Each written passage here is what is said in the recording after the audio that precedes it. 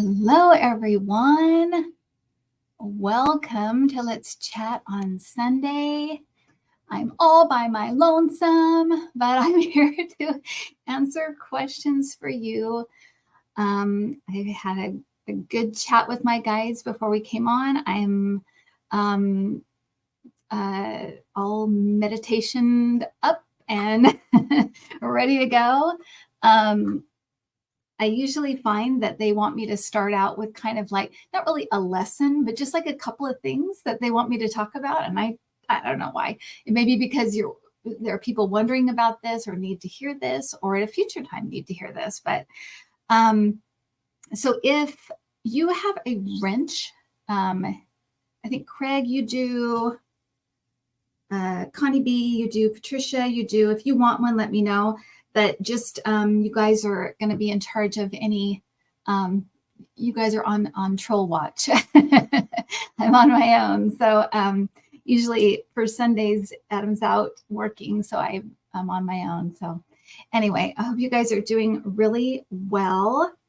And they wanted me to start out with, well, first let me tell you, I think that the retreat, the writers. What is it called? Writers, get this right. Writers and Writers Retreat, meaning writers like R-I-D-E-R-S and then writers, W-R-I-T-E-R-S, horseback riding and writing with Amy, our friend Amy. They have a couple of spots left, and at least this was the way it was a couple of weeks ago. They may have filled them, but it's in Moab, Utah, February 15th to the 19th. It's beautiful there. I really, really wanted to go, and if they do it again, I will go. I've decided to go out to see Cassie because she's still having some health issues. And so I want to be there for the month of March. So I had to move a lot of things from my calendar to February. So I am out, but it sounds wonderful. I put the information on the community page. The flyer is on the community page, and I put the link in the description below. So just go ahead and thank you, Connie B. And so let me explain the questions for people that are new here. These are just kind of overall spiritual questions. They're kind of the big questions, they're kind of more general. Sometimes if you put, a personal question, there might be a way that my guides want to answer it in a more general way for people. And that's usually how they handle the first couple of things that I talk about. I feel like it's almost like a little lesson before we start, because it's always news to me as well. I do the best I can to relay the information. These are big and sometimes complicated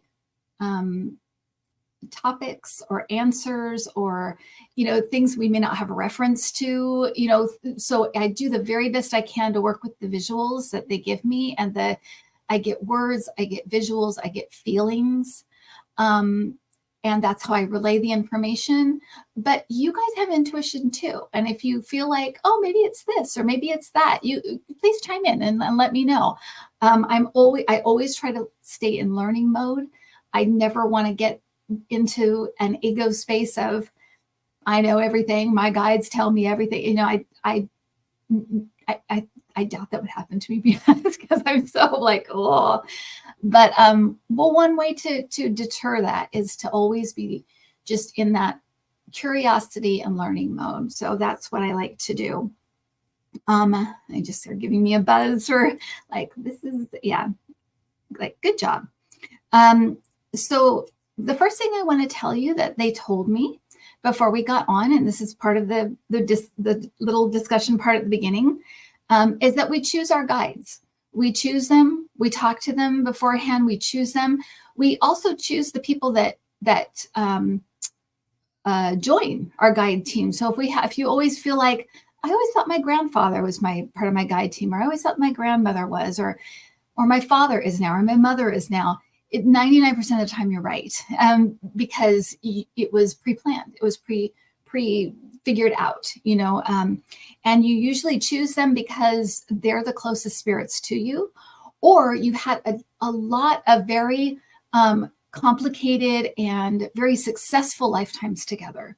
And so you put together this dream team for you to guide you through this process and to guide you to hopefully do the things you want to do.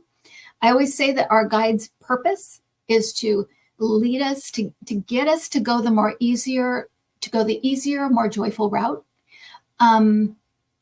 Because life's hard. It's going to be hard no matter what. And so, we're going to have people die. We're going to die. We're going to get sick. We're going to have pain. We're going to have, things happen. We're going to be witness to lots of things. So they know it's going to be hard anyway. So they're always trying to kind of nudge us or help us to go the easier and more joyful route. So any pain that can be avoided, that we don't have to go through, they want to help us not do that.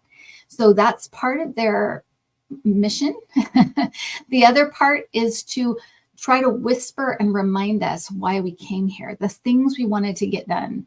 I had a really nice call this week. I mean, all my calls are the people are wonderful. You guys are wonderful. People are wonderful. But I had this, I've had a lot of new people all of a sudden, like an influx. Usually I'll get people that this is my third time talking to you. Or these were all like new people the last couple of weeks. And I think it was by design to show that not only that people they really are expanding their consciousness right now. People really are expanding it in a different way than they ever have before.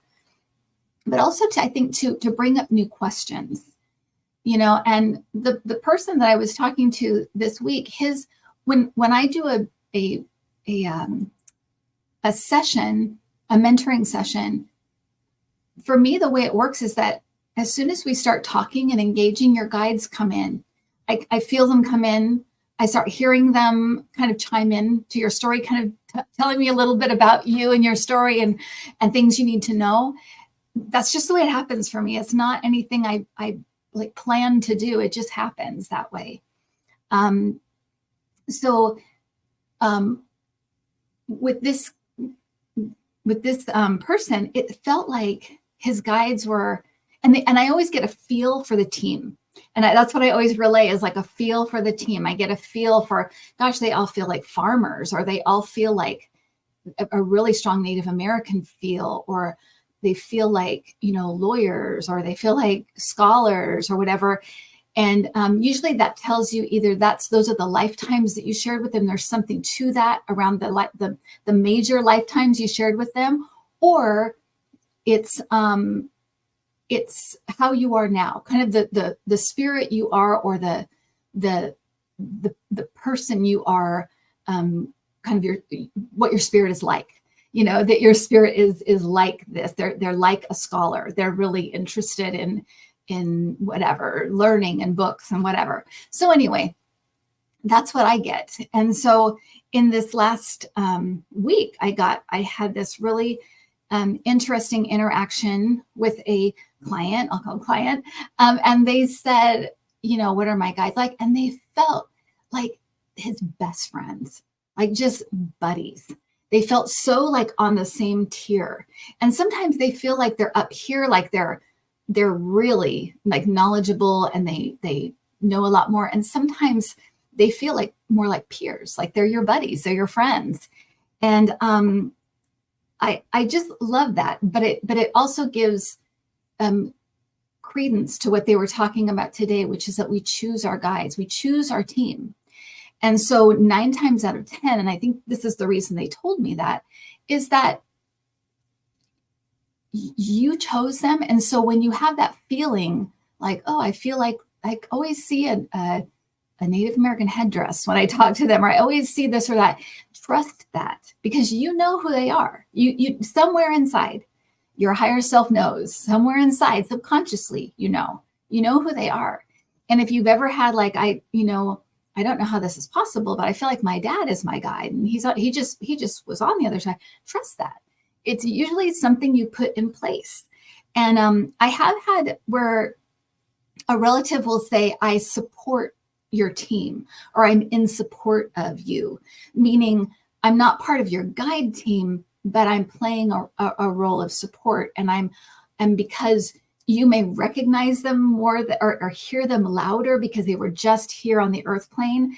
and they can be almost like for your guides, almost like a megaphone, because they have this kind of connection with us that's just different than our guides. Our guides can be so far in the background because that's the part they play. They are in the background. They're quiet, they're subtle, and they play this role that's kind of back here. When you just lose someone, you recognize their energy, you recognize them, you have an earthly connection. So sometimes they can be louder and you can hear them. So they join your team to kind of get certain things through.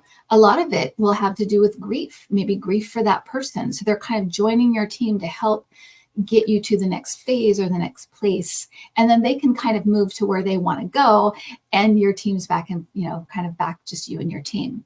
But I've just found that very interesting. I thought I would, pass that on to you. So if you ever have feelings like, I feel like this person's in my team, but how is that possible? Just trust it. Because somewhere inside, The other thing they wanted me to clarify is that we're not trapped here. I don't know where this came from. I don't know if it's out there. I don't watch that. I have to be honest and say I don't watch at this time. I don't really watch any other readers, even the people that I know and really like. I don't usually watch other readers just so I don't cloud any kind of. I seem to read better when I have less, stuff in there. Maybe I'm limited that way, but it's stuff in there. So I don't tend to watch stuff, and the spiritual things online, I usually will tend to read more or read books or things like that. Anyway, I just tend to kind of be careful not to get too much because I don't want to bias myself in too many ways if I can help it. We're not trapped here. I don't know where that came from or if people are saying that or that's come out, but it's like, no. What happens, and I guess you could see it as being trapped, but it's not trapped. What it is that we get invested. And it was very, very interesting because they told me that like the royal family, it's the same spirits coming back again and again.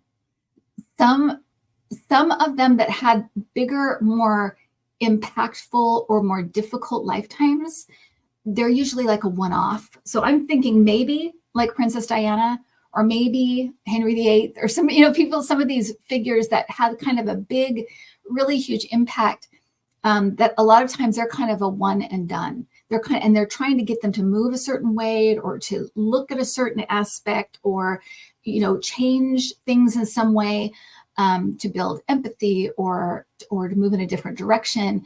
But ultimately they've said this before, and you can take it or leave it. It's just entertainment purposes only. They're moving to not being the royal family anymore. They're moving to being more of like philanthropists, that are kind of like ambassadors for England, rather than like this chosen by God kind of, we have all the money and we get to live in the castles. It's going to change from that. But what happens is that spirits get invested in the story.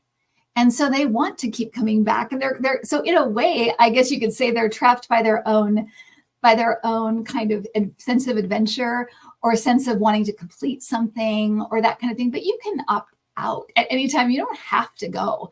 But a lot of times we think, oh gosh, I have that one thing I want to do, or I have just a few more things that I'd like to try or to be part of or to help others. So that you can say it's trapped, but it's not trapped. It's not like we have to. We get invested, and some people are just invested in the Earth period. Like they've been there from the very beginning and they're going through and trying all the different countries and all the different places and all the different stuff. And some people get invested in a storyline. I know that in one ladies' night, it came out that a lot of people from Ukraine are the same spirits coming back over and over again, trying to get that freedom and that sovereignty for that country. And it's just think of it as a storyline. And they want to be like a soap opera. If you're a soap opera actor and you're like, oh, I'm so invested now. I really want to, be part of this character and know what's going to happen, or part of that family and know what's going to happen. it's that, so so a lot of like family stories, it might be the same people coming back again and again, not always, but and then you'll have people pop in here and there to maybe redirect or that kind of thing. The other thing is, we just get invested. We get, and we are, I've been told many times, we are the most adventurous spirits. We're very, we like things that are different, different ways of learning. And so, and we learn very quickly going to the earth plane. So it's such a unique planet. And they told me today that it's the show everybody's watching right now. It's like all over, the other worlds and other, the universe and everybody's watching Earth right now because it's such an interesting time. But there are a lot of people who never come here, never, not in a million years, because it's just so difficult and it's so different. So anyway, I just wanted to let you guys know that. And so you're not trapped here as much as it seems like you might be because it's so difficult. We actually choose it. We choose our team, the team that we feel like can help us best through this life. And we get invested. We want to know what happens. We want to be part of it. It's really, it's fun. It's fun for us, the spirits. There's nothing like it. And so, so that's what I wanted to share with you guys. So with that, we will answer questions. And I'd like to know too, if you can put in the comments, or you can write me an email if you want, if you like, how often you like me to do this. If you're like, no, I just like guests, stop doing this. Or if you feel like I would love to do more of these kind of question and answer with just you and your guides, let me know, because I'd like to know how you guys feel about it. I just kind of do it every so often, every maybe 6 weeks or so. So let me know if you'd like more sessions like this, or if you're like, nah, we're good. That's okay. Okay.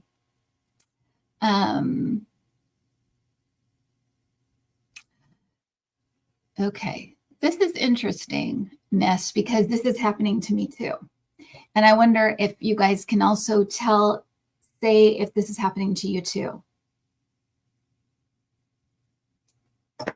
I'm having a lot of different dreams with the same group of people in my past, and each feel like blockbuster spy thrillers. Any clarity about what is happening? Okay. So, I'm having this happen right now too, Ness, and I'm wondering that as well.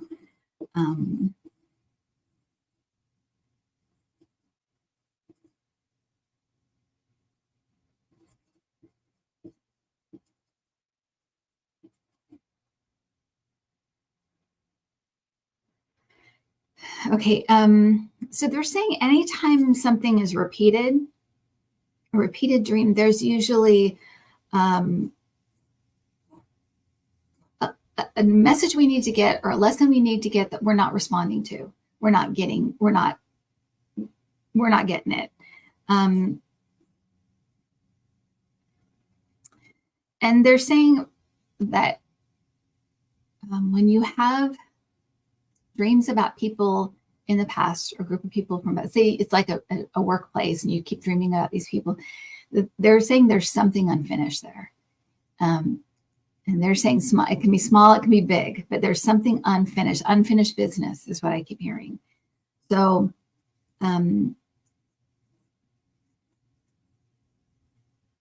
they're also saying to pay attention to the feelings when you wake up, and also the feelings within the dream. So, for example, if it's really, really, like say it's like a happy dream, like a reunion dream, and then you wake up and you feel kind of like empty and sad, it may be that you need to, maybe you haven't fully mourned leaving that workplace, or you haven't fully mourned those friendships, and you need to work on that. But it's not necessarily like call that person. This is different. They're saying this is different. It's more something within you that hasn't been worked through or hasn't been addressed. And they're saying even sometimes just addressing it or just noticing it makes it go away, like breaks the spell. And they're saying too that we really like as people, I'm just laughing because it's so true. As people, we really like to get the most out of every single lesson. So we like to get as much as we can out of it while we're still here so that we can use it.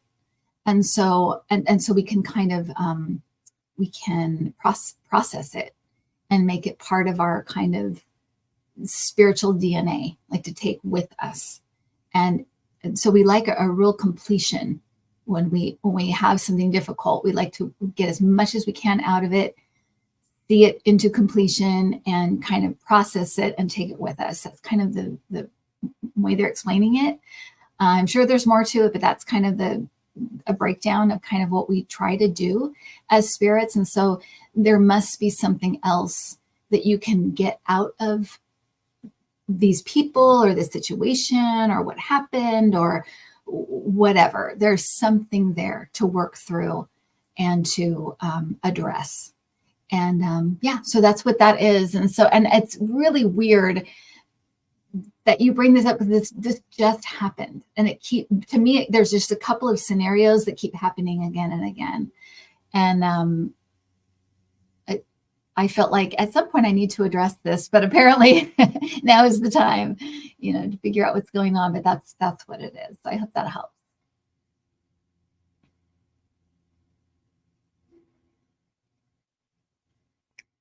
Okay. So Christina, I'm not going to address this like personally. Okay. I'm gonna ask them what they want to say about, because I think this may be a good thing to ask about things like suicide and mystery deaths and things like that. So let me ask about that and why that may be the case.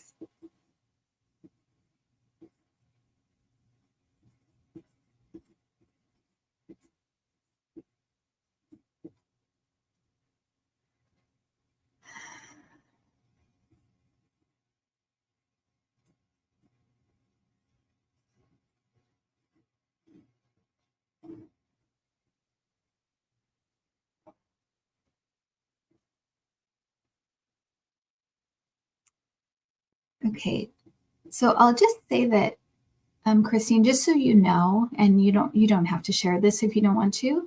It does feel like this was a suicide. This does feel like that, but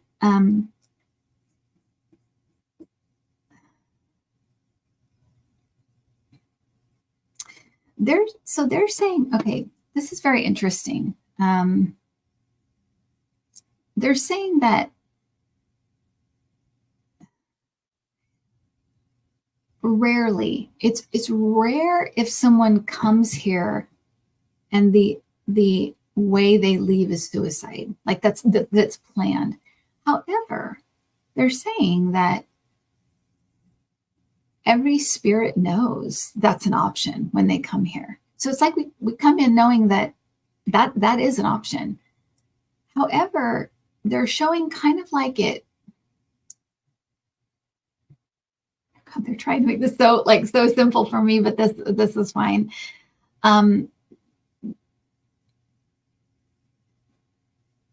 They're showing it as kind of either going forward in a car or backwards in a car. And when you take your life, it's almost like the group you come in with, it's kind of like you back up the car a little bit. So it's kind of like the preference is always to not do that, because if you can work through the things that you're trying to work through and your family can help you work through the things you work through, they're showing me it's a wonderful life right now. So I know that, he was going to commit suicide, right? And that's what he was going to do because he just thought no way out. But then in the end, all of his family and friends like rallied around him and everybody was better for it. Everybody, like all of those people were better for it. So when you commit suicide, not only are you kind of robbing those people of that opportunity to help, but you're also stopping your story.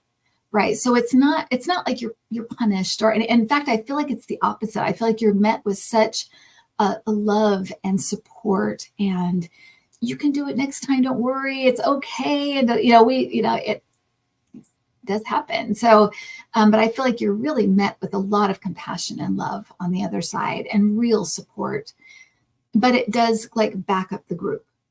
And so they're kind of having to, it almost like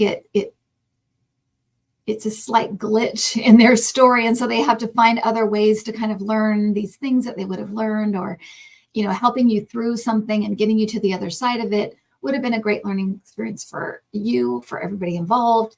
So if that doesn't happen, they have to now kind of slightly change their story to have those to maybe help someone else, or go into a line of work that helps them to meet those goals, or that expected lesson that now is not going to happen because the person's gone. And not only that, it kind of adds on some other layers to work through grief and guilt and shame and all these things that can be laid on you because of this. So it is like backing up the car when you're meaning to go forward. So it's like they have to make up that ground, but they're also making me feel like it happens. And we all know when we come here that it could happen to us. It's a thing. It's a thing that you can do. But it's never I would say never. It's very, very rarely that is your exit. That is your exit plan, is a suicide. And they're saying, we give ourselves exits, opportunities to exit, at least a couple in a lifetime. And so that's normally, if people are in a place where they just don't want to come back, they'll exit then. And so that's where you have people maybe dying young, dying before you feel like it's before their time, because it is. And sometimes it's like, I get a lot of people who are like, nothing's left undone. This was just, and usually what that means is I was ready to go. I didn't want to come back, so don't worry about it. It really was fine. And I accepted that I didn't want to come back, and that kind of thing. We hear that in near-death experiences, right? It's just the people that are here, they're the ones that chose to come back. There is that other choice. And so, so that's what they're saying about that. And I'm going to stop there. That's where they're stopping. But, and this may be a thing they need to work through, because I feel like there wasn't a lot of, if there were signs, they missed them, or they were not big signs or something like that. So they may have to work through this. So, okay. Okay, moving on.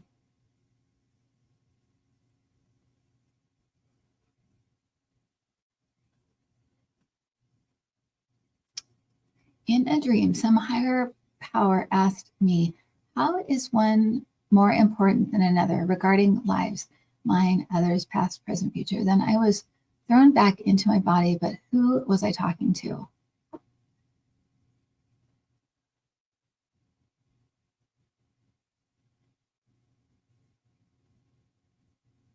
Reminder. Okay, so I'm hearing reminder. So I have a feeling it was maybe either your higher self or a guide. It's to me, it's like a reminder of nobody is.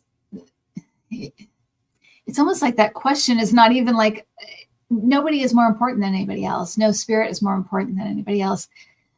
Their missions can be grander, or seen as grander, or longer, or have kind of a bigger footprint or something. But everybody, it's almost like it can't even be put that way, because it's almost like everybody goes for their own reasons. There are those spirits that may come here to shift something big, do almost like a sacrificial lifetime where they come and just to do something huge to switch things. But even that is not seen as more important. It's more like it's it's another kind kind of mission, or it's another kind of lifetime. It's not even like we tend to do that, right? More important, less important, bigger, you know, evil, good. It's kind of like it's we all come here for a greater good. That's the hope, is like the greater good. That's why we're all coming here and keep coming here. Whether it's in our own little family storyline, or whether it's the big picture, or whether it's the country, right? Or the world itself, or whatever, that it's like, it's all important. If you want to put it that way, it's all important. And to us, our thing that we're trying to do, that's what's important to us. That's why we're here, is what we're doing. So, but as far as like, you know, it's almost like that very earthly, very American in particular, that competition of like, one's better than the other, one's greater than the other. And not saying you mean it like that, Candace. It's just that they're saying like everything's equally as important. The tiniest, because they're even showing me like the tiniest little insect to, you know, the king. It's like it's all part of the whole. It's all part of the push to the greater good, or to the higher learning and that kind of thing. So it's all part of it. It all plays a part. You know, what's more important, a flower or a tree? You know, it's like they're both kind of, you know, coming from the same like thing. They're you know, they start with the seed, and they you know, have a you know, one's smaller, you know, one's bigger, but how can you really determine which one is more important? It's all important. Okay, so I hope that makes sense, Candace, and thank you for that little for that question and the way that you put it. Okay, Gina, hello, dear Kim and guys. What is the I think the most important thing we can do to advance spiritually?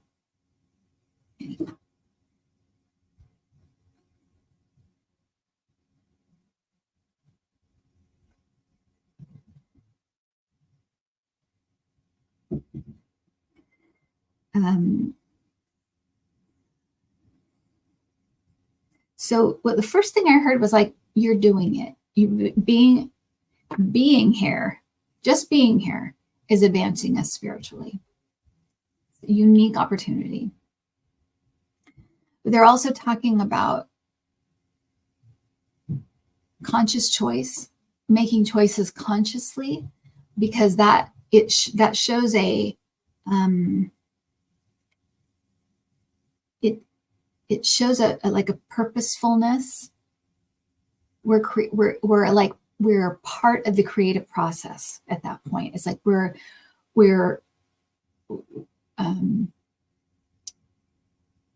like they're using the analogy of like having the tools in hand and building the house. That's what we're doing when we make conscious choice, where rather than unconscious choices, right? So that also involves it being in the moment, being in the here and now. When you're lost in your past grievances, or your, you know, past traumas and things, you make choices from a different place. And when you can work through those things and get to a place where you're in the here and now, and you're consciously choosing, it makes such a big difference. And they're just saying that really unlocks a lot of potential for you when you can get to that point. So being here is number one. We're here so that, yay, we did the first one. Second part is consciously choosing, consciously making choices, not unconsciously or subconsciously, but consciously making choices. And so being in the here and now. Also, they're saying anything that was particularly hard or difficult, or we think of like, oh, that was the hardest time of my life, or anything you can pull from that to use and bring forward. You know, if you're in a bad marriage where somebody took advantage of you, learning that I can choose not to let people take advantage of me, you know, learning that lesson, you can take that forward with you. that kind of, I was the victim and I was just a victim and I'm the victim. You can't really use that and take that forward, right? It's just like that's something that happened to me. And so I know that some people, when I had the conversation last week, they had a hard time with the idea of us being, drawing certain things into our life with our vibration or that kind of thing. And it's not every single thing is that. We do have a lot of control though, and we do have a lot of ability to maneuver through life in the way we want to and we'd like to, and to have the most positive outcomes. However, often we move from different places. We move from emotional places or from wounded places or from victimhood places. And that's just part of the experience. They're not saying, once again, they're not saying that's bad and this is good. They're not saying that. They're saying that's part of the earth thing. And of course you're going to do that. That's what you do. It's how you learn, and it's how you eventually do learn to kind of realize you have power in this. But they're talking about getting to the place, and so working through that stuff so that you can get to the place where you're acting more consciously rather than falling back into old patterns, falling back into old, beliefs or programming. The more you can shake that stuff off or work through it, and then take the stuff that you learned. That's the most, they're like, that's the most important thing. Take the stuff that you got from that with you, because that makes it all valuable. If we don't learn something from something, it will probably repeat in some way so that we finally learn this thing. And it's usually something we came here to learn. We wanted to learn it. We wanted to learn about finding our power or finding our voice, or what is it like to feel helpless or to feel, right? We come in to feel all kinds of things. And so anyway, I hope that answers that question. And it's so, these conversations, for me, they're so fun because I feel like my guides just want to run with it. It's like, you're asking this, great, let's go. But it can get a lot. It feels almost like it's like a download. It is really like a download, a lot of things at once I'm getting. So anyway, okay. Oh, thank you. Who was that? David. Thank you, David. That makes me feel better. Yay.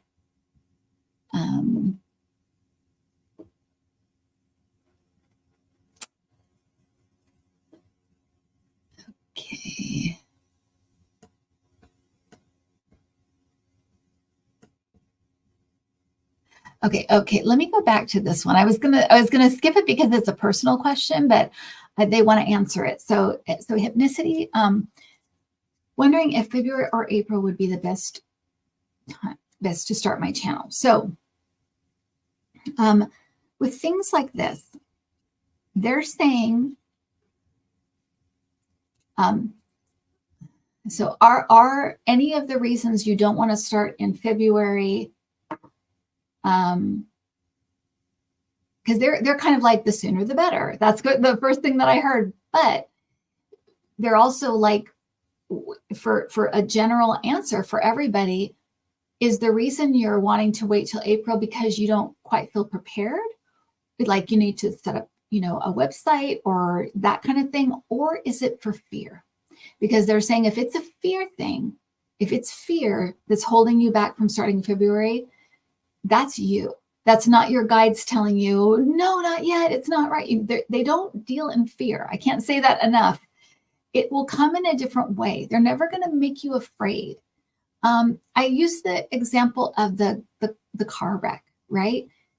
If you were get in your car and you're about to get in a car wreck, they wouldn't start showing you visions of car crashes and freaking you out in some way. What you would probably hear is, buckle your seatbelt, or you feel like I feel like I need to move the seat back a little bit and buckle my seatbelt. It would come in that kind of form, in a prompting. It would not come in something fearful or fear-based.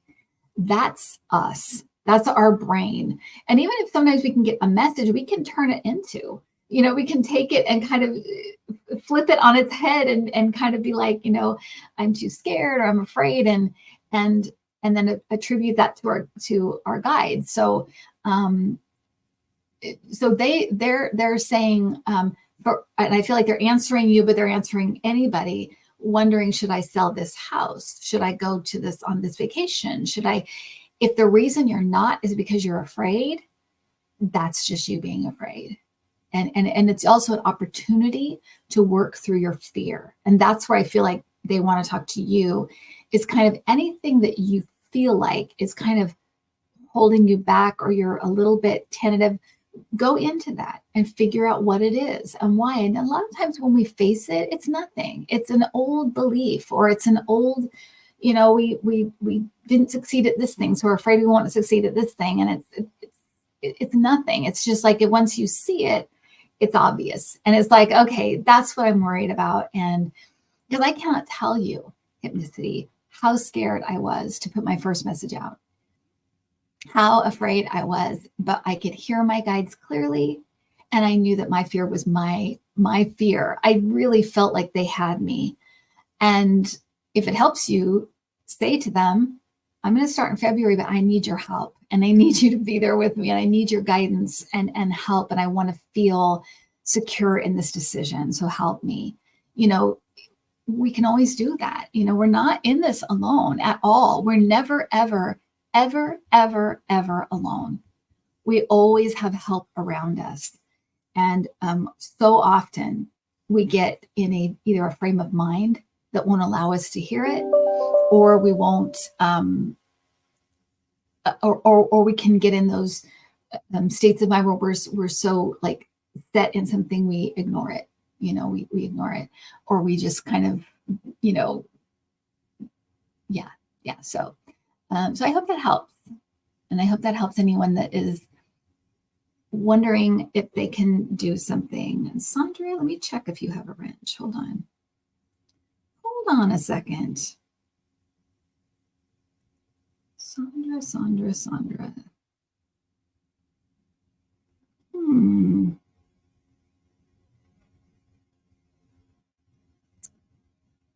I can't find you here. Like I said, Craig has one. Patricia has one. Hilda has one.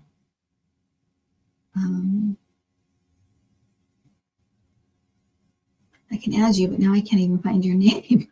Like, where are you? So Sandra, if you just write me just hi, say hi, and I can add you. Okay. Connie B has a wrench. Okay.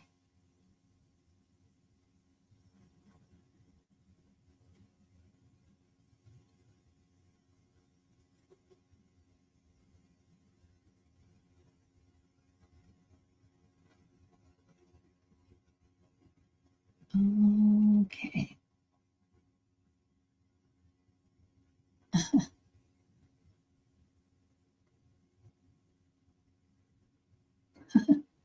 Okay, I'll take this one. And my guys are kind of like saying to take this one, even though I don't. This should be interesting because I don't know anything about football. I know my family loves it, and I've just never been really. There you go, Sandra.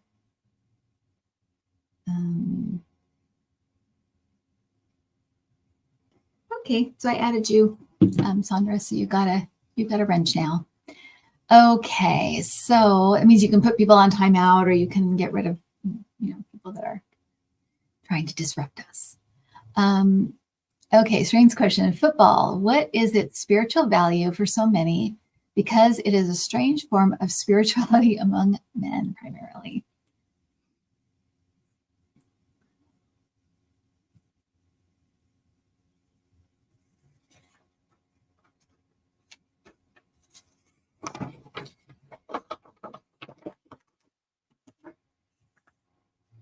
Okay. So there's a lot of lessons to be learned from team sports in general. Um, the the the positives and negatives of competition, teamwork, seeing things through to the end, working towards goals. There's a lot of spiritual lessons that can be gleaned from a from working on a team. And they're saying kind of like any kind of team, whether it's a theatrical team or, but sports is, they're also, okay, so they're turning me around and they're saying there are a lot of spirits who really want to have a full expression of the physical form, a full experience of the physical form, and they will go to at one extreme to the other extreme. So one extreme might be an athlete, on like what are the heights that what are the heights that the human body can attain. And then on the other side of the spectrum, there might be people that are sick their whole lives or fighting and some things, we know that we can bring on, illnesses through different, for different reasons, to kind of move in and out of our story, because there could be a million reasons, but they're saying there are spirits who come to really understand and really play with the physical form. They like it. It's like this is something they really, really like. It's really enjoyable. And again, you can pull so many kinds of spiritual lessons out of this. And so, and they're even saying like football, because they're showing like head injuries and things like that, like all of these other like side things that maybe different ways that we didn't even conceive of, that we can learn other kinds of lessons through sports, through involvement in sports, watching sports, even, they're saying. Mm-hmm. But they're saying that there are spirits that really, really like the physical form and feeling the high highs and low lows of the physical form, just because it's so unique, it's so different. So some will come maybe as an athlete, and then maybe next time they'll come where they're bedridden and they're, have a very long-term illness. And I talked about this with one time that I took care of my aunt who passed away and had a very long, drawn out, difficult death. And I was one of her, the main people who was kind of coming to see her and help her, because her sons lived out of state, and I just wanted to help her. So I did, and it was traumatic for everybody. It was very, very difficult to see someone suffer in that way, and I had to work through my faith with it. In fact, it was what brought me to the spiritual retreat. And as you know, I had a really profound experience at the spiritual retreat. So it's very strange how we can, like they said, when you move in to really work through something, you can really expand spiritually. That's my own experience of that. So I know that's true. But one thing they said was that she really, really wanted the experience. And it doesn't mean like she wanted to suffer, because we see it that way here. But she was very, very intrigued with and interested in the physical form, and really wanted to experience kind of the breakdown with little by little by little of the physical form. It was something she was very interested in. And what's very interesting about that is that she was a nurse, and she taught nurses, is what she did. She was a teacher for nurses. So, anyway, so that's kind of and what, Missouri mom of 3, what they're telling you is that there can be group lessons from sports, like the team working together. There can be individuals that have chosen these kinds of things to have very specific experiences with the physical body, but that a lot of people involved in sports, it's all about the physical form and kind of things they wanted to learn through that. Some people might have a really, really incredible career and get injured, or like the one guy had like a heart attack on the field and came back. There can be all very individual storylines and things to learn, but we can also learn as spectators. There may be reasons why some of us don't like to watch sports. Maybe it's not our thing, or not the thing we came here to learn. So we're just not really interested in that. Or being involved, as a little leaguer, or as, whatever, as a mom deciding to join a softball team. It's like there's a lot to learn. There's a lot we can take from it. And it is kind of our responsibility to take as much as we can from it, learn as much as we can from it. And football, with the things that with the physical injuries and the head injuries and the people that have very short careers, really, and can be wrecked physically, it's teaching us a lot. It's teaching us a lot. It's teaching us a lot about what we can put the physical body through. And so, so there's a lot there. There's a lot there.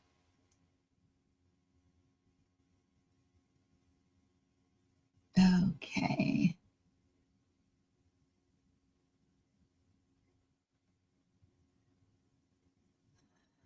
Okay, so Heather, I'm going to kind of generalize this about scamming. I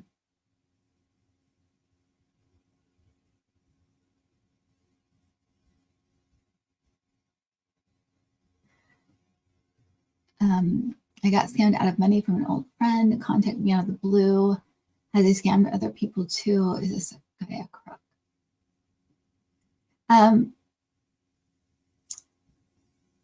They're describing him more as a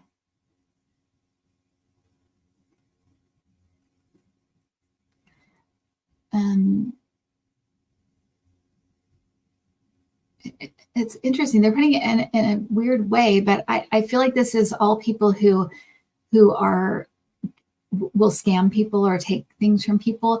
They're talking about being stuck in the mode of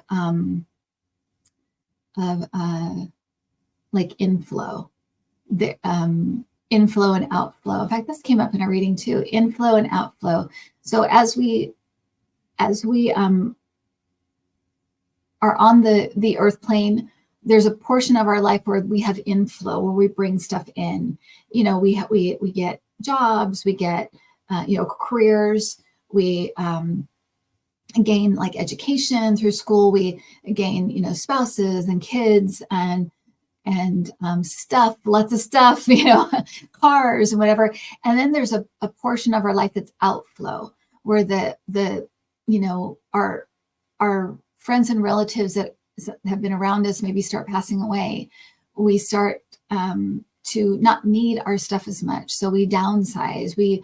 Our kids grow up and move away from home, so there's an inflow and an outflow. And they're talking about it as though people that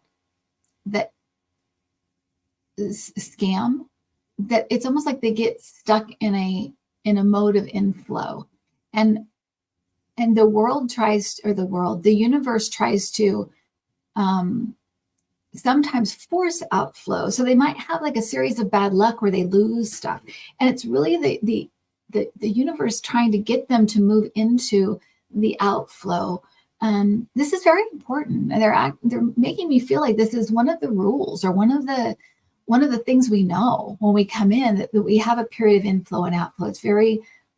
It's part of the rules, or part of the game, and that it's very important. But when we're here, fear can take over, greed can take over, things can take over and make us kind of get stuck in an inflow thing. And that's where you get people that steal, and people that buy stuff they can't afford, and things like that. It's like they get stuck in an inflow. And so anyway, they're showing it as that, and it's not to excuse this behavior, but they're showing it as like a kind of a spiritual perspective, what can happen sometimes. And I feel like, he's stuck in an inflow. and he's stuck in inflow, and he has done this to other people, and will probably continue until he and they're saying there can be a million reasons why you get stuck in inflow. Sometimes you think that you get so identified with your stuff or with money or with status that you just can't let go. Things like ego stuff, basically. But they're saying on the other side, if you cross paths with someone like this, learn what you can, learn all that you can from it, so that it's an experience that you make have meaning. We so often we have to put the meaning to certain experiences. What did we learn from it, and how do we use this information going forward, right? And they're also talking about that kind of like trust but verify. They're like, you're a very trusting person, you're a very open person, you're very kind, generous person. And so they're like, trust but verify, be that person, because that's beautiful. But trust but verify. There might be some people who aren't worthy of that trust. They're in a different period of their life. They're making mistakes, or they're going through stuff, and it's up to you to trust but verify, right? So that's all. And so they're saying, what else can you pull from this experience? What else can you know about from this experience? And it's not about being jaded or anything like that. It's just being like, oh, I didn't know that about myself, or that's interesting that this came along at this time. Maybe it was trying to show me this. Or so they're just saying, Heather, to make the most of it. It's like get the very most you can out of this, and take it with you and move forward. Yeah.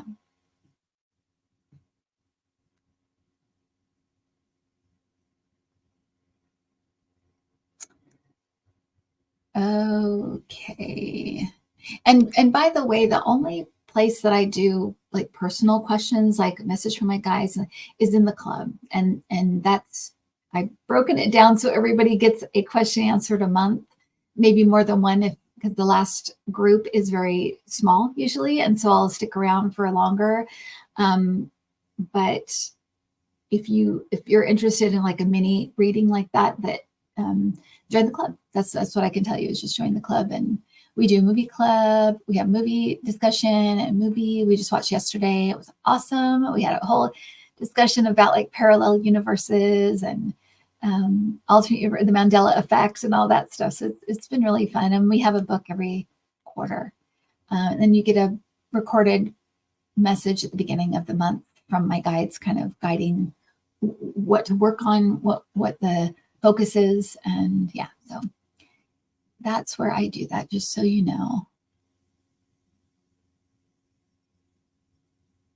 Okay, so Kelly, this is a great question.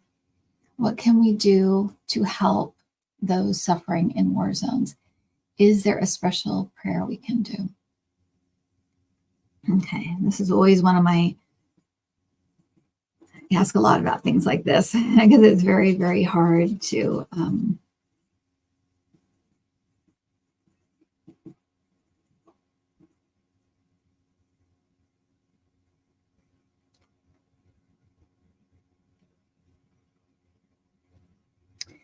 so it's interesting. They're saying that when it comes to wars, war zones, especially places that have had a lot of war, that it can get very complicated as to what's going on there, because some of it can be like the energy that's in the air still, or the kind of the energy that's kind of still there, that has that kind of intensity because of past wars and continuing wars and things like that.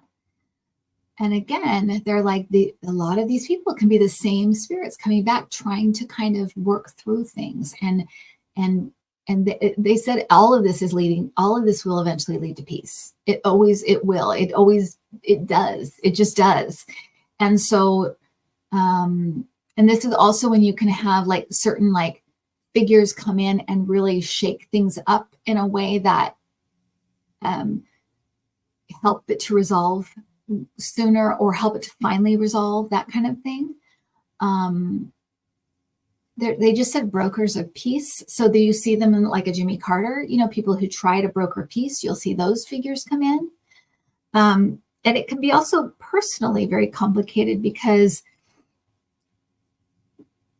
some of the people that participate in things like this, some of the spirits that participate in things like this can be there to be part of a group trying to teach the world something. But they can also be there for their own personal understandings, their own personal growth, they're saying like tying up loose ends. Think of that as like karma, like trying to tie up karma. Or, I was here as a soldier before, and now I want to be here as a, innocent victim. It's kind of like that, like they're trying to tie up karma. So they're saying that the places where wars take place, it can get very, very complicated. And that's why a lot of times you do have these kind of bigger characters or bigger things that happen to kind of either stop it or get it to move in a different direction. Because these are things that they're still, it's almost like we're still figuring this out. It's still kind of a, where can this go? What is, there are certain things they won't allow us to do anymore, to me, this seems like nuclear war, things like that. They're kind of like they have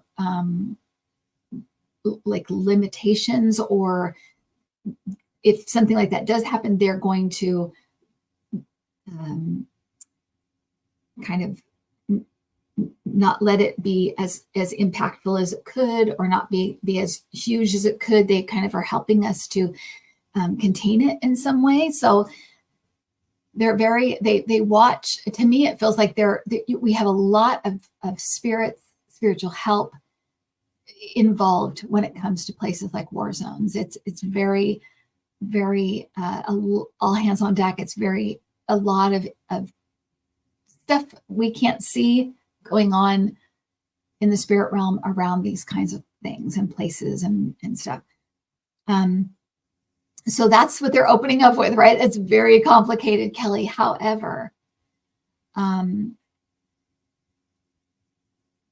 any heartfelt prayer, any prayer that comes from your heart, any heart and setting that kind of heartfelt intention of, I want this, I'm going to sit down and say a prayer, well, like I did for democracy and peace.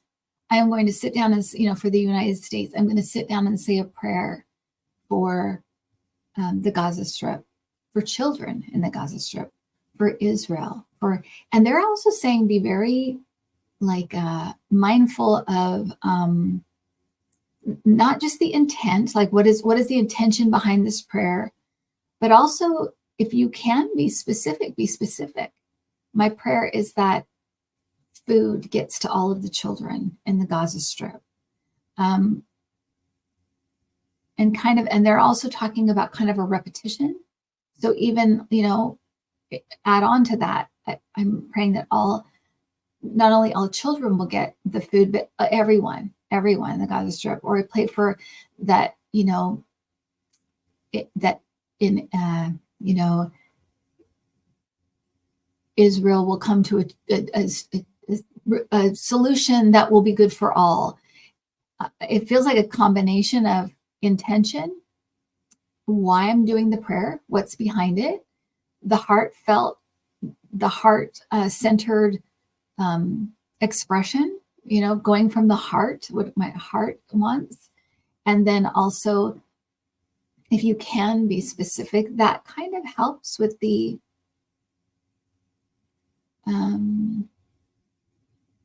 they're kind of like how and how fast and how direct it travels.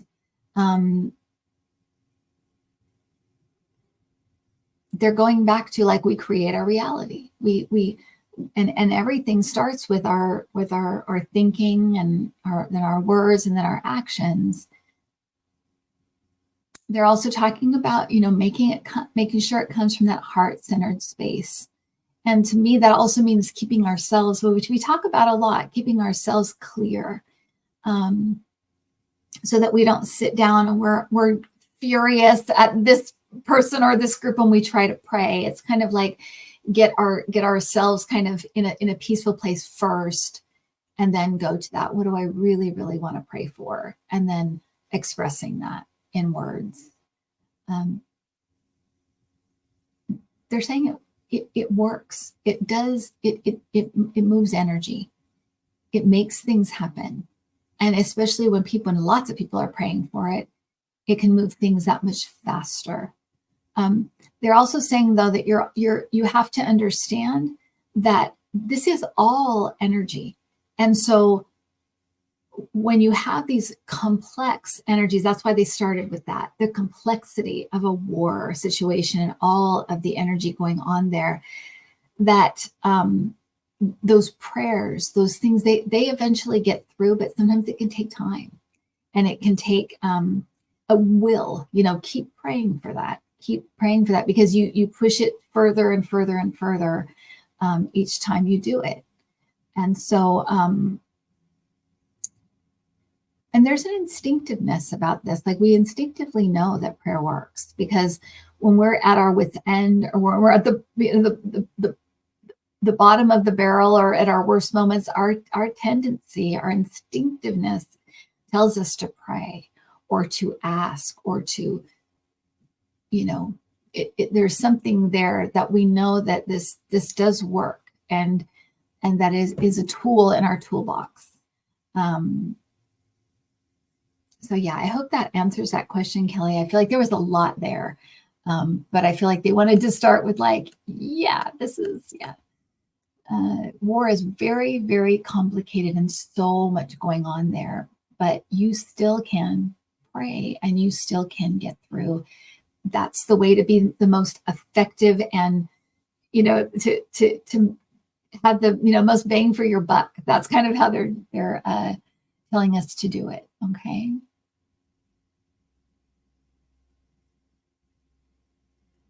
Okay.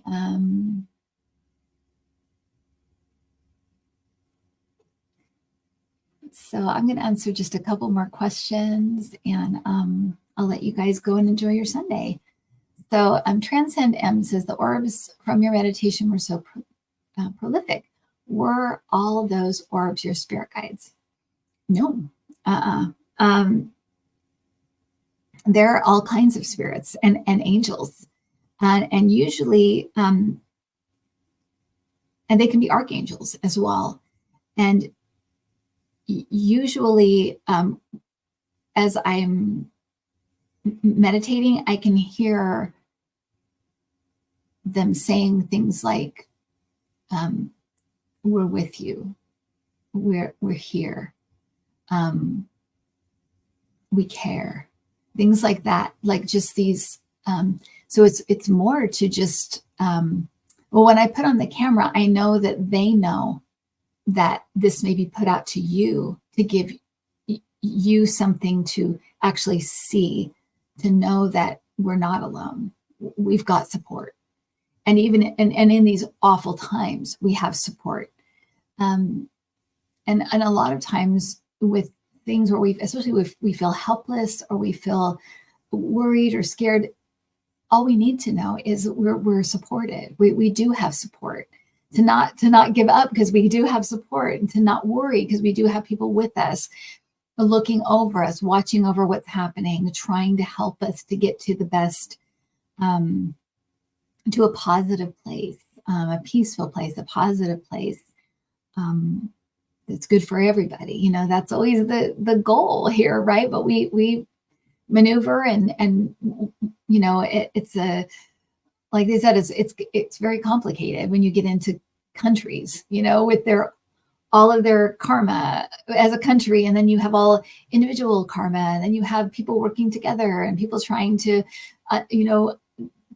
finish out old karmic stuff. I think a lot of like race things that's happening right now.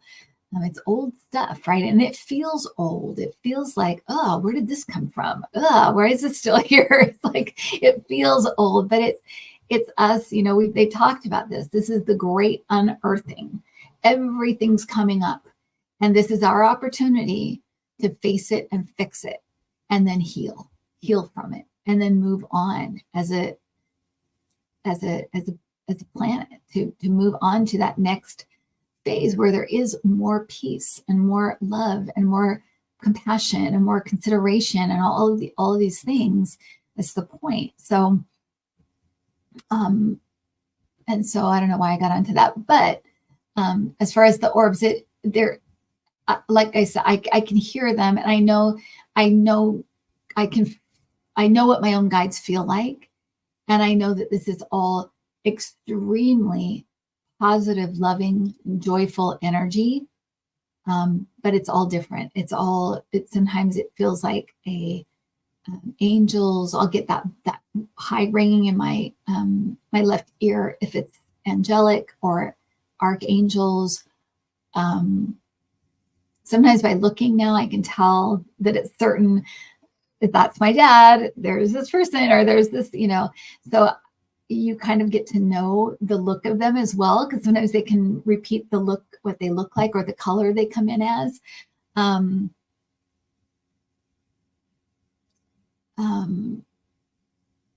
It's funny because there is a at the very beginning of that video, there's two orbs that kind of come together, and it's almost like they make kind of a spark. It's like a red orb and like a bigger orb, and they kind of come together. And I got visions of the 4th of July. And so I feel like this has to do with,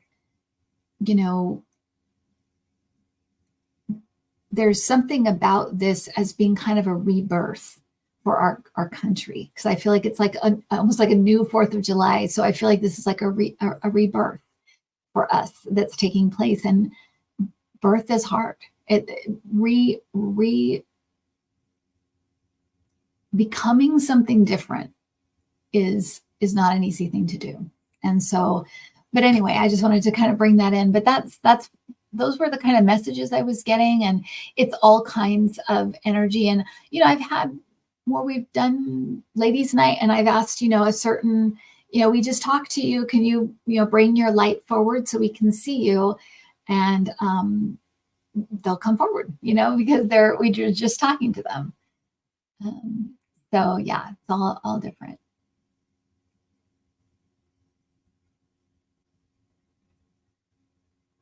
Oh, Kelly, the writers info on the writers retreat. It's on my community page, on the main page of my YouTube channel, and then it's also in the description. The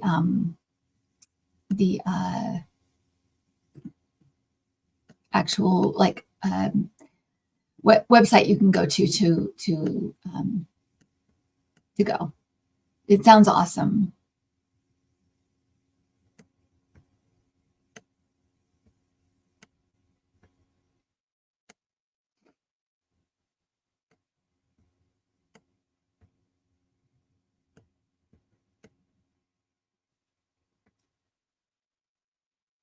Okay, I'm just looking for one more question.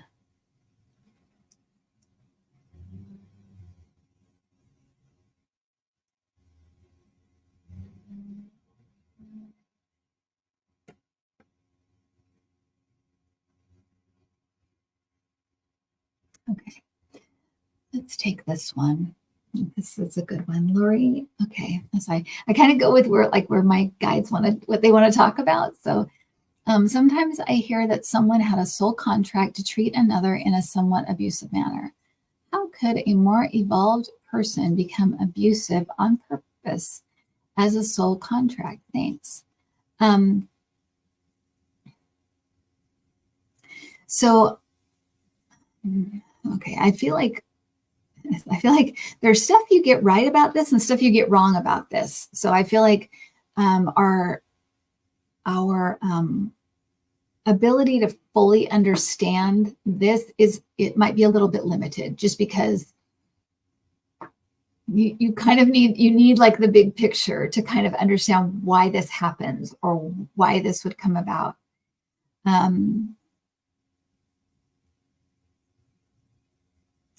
They're also talking, they're like our the earth itself is just it's all about polarities, right? These right and wrong, good and evil, and we really, really want to put things in those baskets. And yet,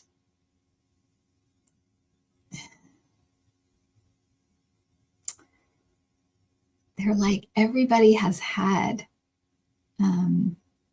particularly on the earth now, they're kind of like, everybody's had like lives that they did awful things and lives where they did really great things. So it's kind of like, on some level, I'm getting a buzz ear thing right now, but on some level, it's kind of like, okay. And they're also saying like a lot of things are about judgment. One of the things that we're all trying to work towards is unconditional love, and non-judgment. And so often, when you see like a person, let's take an extreme example, a serial killer, right? To fully understand that person, we'll just take them as a person, not even as a spirit, we would have to have walked every step of the way in their shoes. We cannot fully understand them.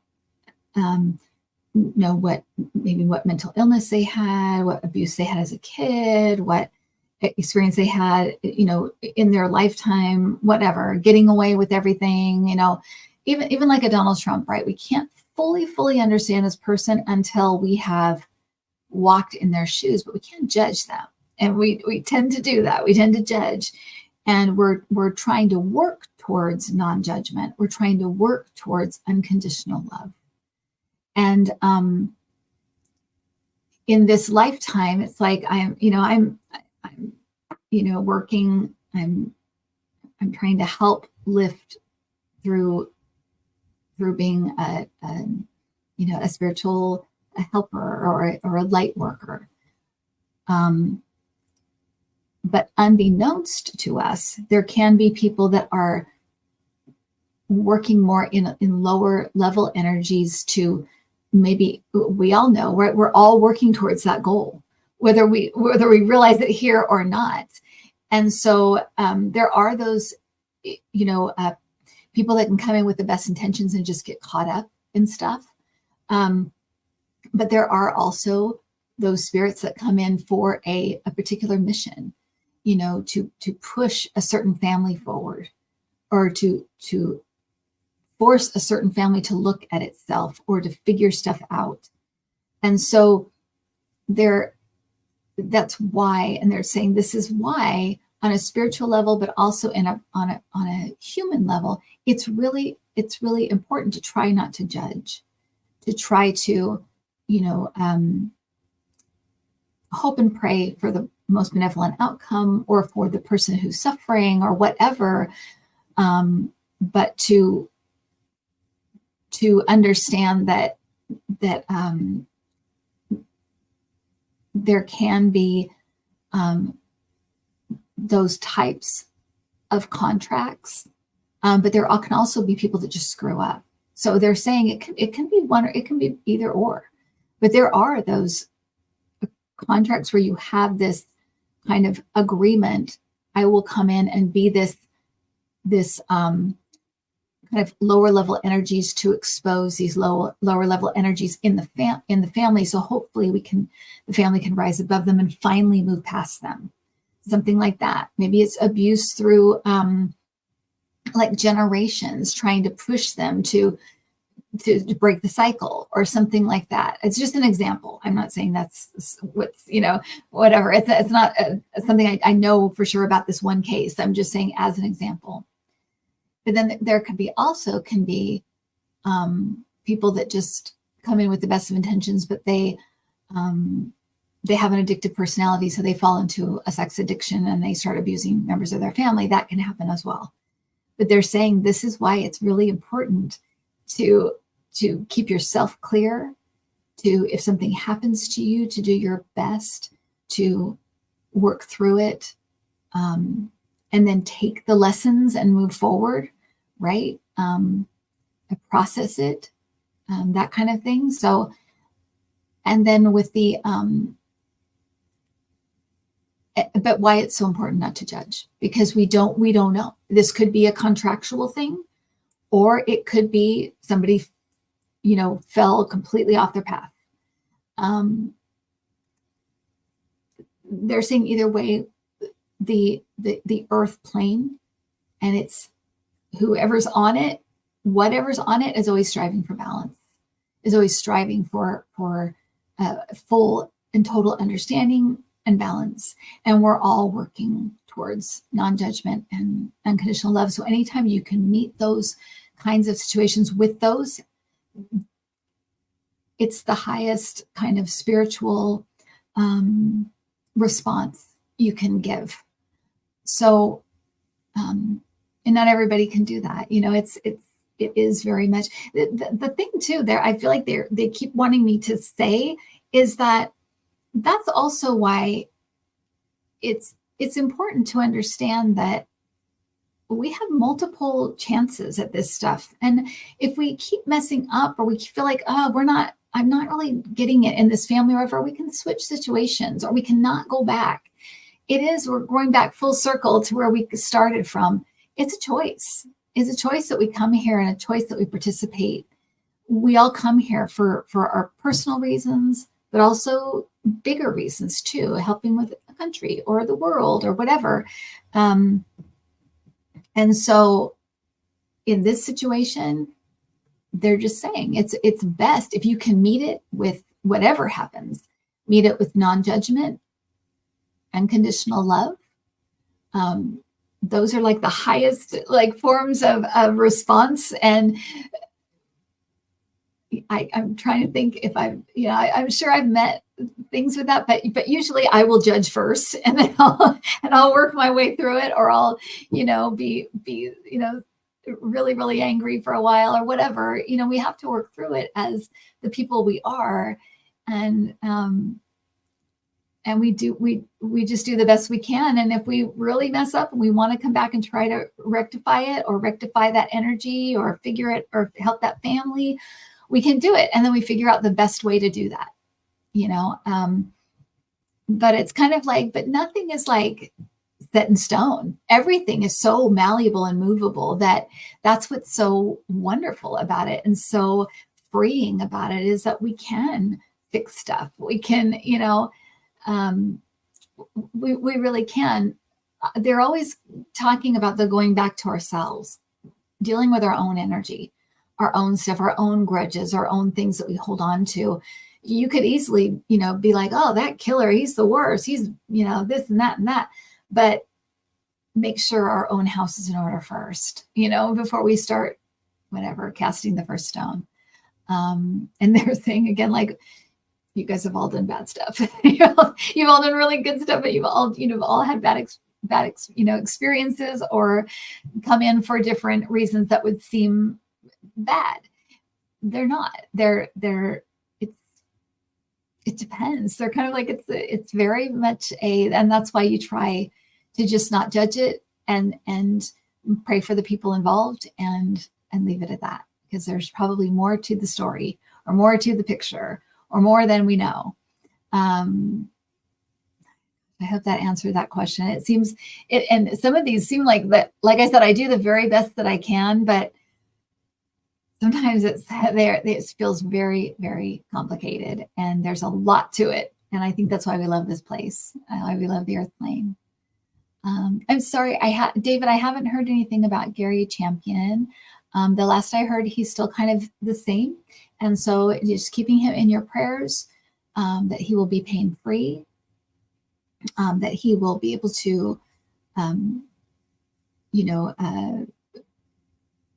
have a pain-free and as positive an experience as he can. And the people also around him praying for their strength, and that they will have what they need to care for him. Okay. There is more to everyone's story, Mars. It's so true. Oh, Sandra, yeah, I'm not attending the retreat this time. I would love to. I'm going to go to England for March, so I had to move a lot of stuff in February to February. And so I won't be at this one, but I hope to go at some point because this sounds amazing. So, and she was just asking if I'm going to be attending. So, all right, everybody, take care. Have a great Sunday. Enjoy yourselves. Do things that feed your spirit. I'm going to pull a card. I haven't been getting my notifications from my orders and stuff. So if you're waiting for cards, they shouldn't take more than a week if you're in the United States. So if it takes more than a week, get in touch with me. But I've got cards going out for Naomi, Brenda, Elizabeth, and Marbella. So I got those orders, but if you've ordered and you haven't heard anything, please let me know.